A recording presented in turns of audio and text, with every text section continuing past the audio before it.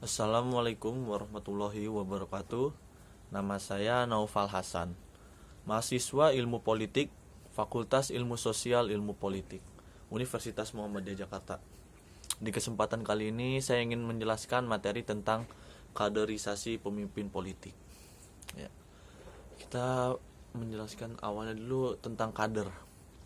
Kader adalah suatu orang atau kumpulan orang yang dibina oleh suatu lembaga kepengurusan dalam sebuah organisasi, baik sipil maupun militer, yang berfungsi sebagai pemihak dan atau membantu tugas dan fungsi pokok organisasi tersebut.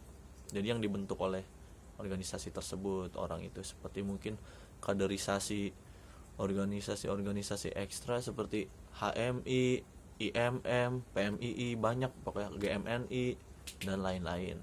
Seperti kaderisasi anggota BEM juga dibina gitu, dilatih. Ya seperti militer juga mungkin seperti Akmil, Akpol, itu termasuk kaderisasi itu. Seorang kader dapat berasal dari luar organisasi tersebut. Jadi ibaratnya seperti merekrut orang-orang baru untuk masuk ke organisasi tersebut atau ya kepengurusannya lah. Dan biasanya merupakan dia itu seperti apa ya, seperti simpatisan yang berasas dan bertujuan sama dengan institusi organisasi tersebut yang dimaksud. Nah, ya organisasi tersebut biasanya membinanya. Pada umumnya kata kader ini sangat lekat pada partai politik. Kan ada tuh kader-kader partai politik, dengan harapan para kader tersebut kelak dapat meneruskan kepengurusan partai tersebut dan dapat memajukan partai tersebut. Namun organisasi kemasyarakatan juga mempunyai kader yang membantu tugas seperti ormas, misalnya seperti kader kesehatan, yaitu mereka bukan pegawai dinas yang melakukan fungsi kesehatan. Kaderisasi merupakan usaha pembentukan seorang kader secara terstruktur dalam organisasi, yang biasanya mengikuti suatu aturan di organisasi tersebut. Kader diambil dari istilah yang diperkenalkan Lenin pada pembentukan Partai Komunis Soviet tersebut. Jadi kader itu anggota-anggota yang telah dibina, yang telah dibentuk sedemikian rupa sesuai organisasi lah, sesuai partai tersebut atau sesuai yang lain-lainnya. Jadi pokoknya udah terbentuk gitu. Nah, sebuah organisasi itu memerlukan kader. Kader itu bisa memajukan organisasi tersebut, bisa membuatnya menjadi lebih terkenal mungkin di kalangan masyarakat dengan kader-kader yang berkualitas. Nah, seharusnya partai politik atau organisasi lainnya itu memilih kader itu harus melakukan rekrutmen yang mungkin harus lebih ketat ya, agar menciptakan kader-kader berkualitas gitu. Jadi harus melakukan seleksi kandidasi gitu, dan menyiapkan kader-kader politik untuk masa depan di partai politik tersebut, untuk memimpin negara dan juga memimpin pemerintahan Indonesia yang lainnya, dan agar negara bisa maju tanpa adanya kasus-kasus yang dibuat oleh para politisi. Jadi kaderisasi itu sangat penting. Jadi harus bisa menciptakan kader yang sangat berkualitas, yang harus berintegritas, anti korupsi, akuntabel, dan dapat dipercaya. Sayangnya kaderisasi itu rata-rata tidak begitu, maksudnya tidak menciptakan kader yang bagus. Masih banyak kasus korupsi melenggang bebas di Indonesia, dan belum sepenuhnya dapat menciptakan kader-kader berkualitas. Proses rekrutmen dan kaderisasi selama ini cenderung menerapkan pola dan gaya tradisional yang sudah ada. Jadi tidak ada perkembangan lah, gitu-gitu aja terus, monoton gitu.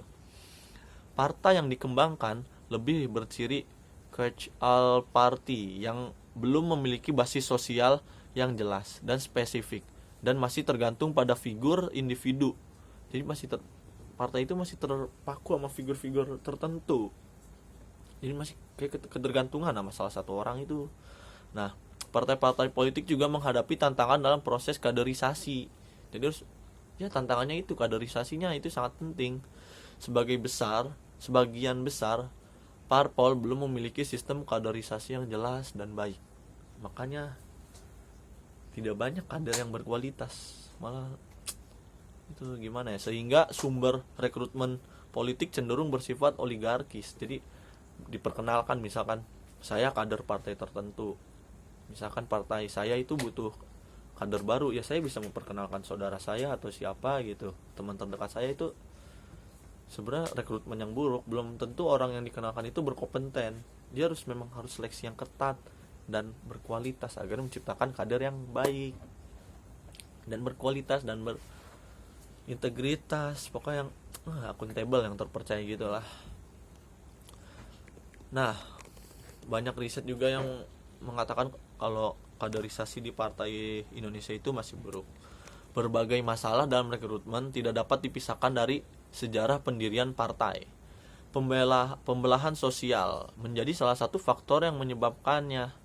Partai yang lahir dari proses pembelahan sosial umumnya tidak dapat melepaskan diri dari unsur pembentukannya dalam proses rekrutmen dan kaderisasi. Dalam perkembangan ideologi, partai di Indonesia memang pernah disinggung oleh Faith and Castle atas dasar 5 hal, yaitu nasionalis radikal, tradisionalisme Jawa, Islam, sosialisme dan demokratis, lalu komunis. Sosialisme demokratis dan komunis.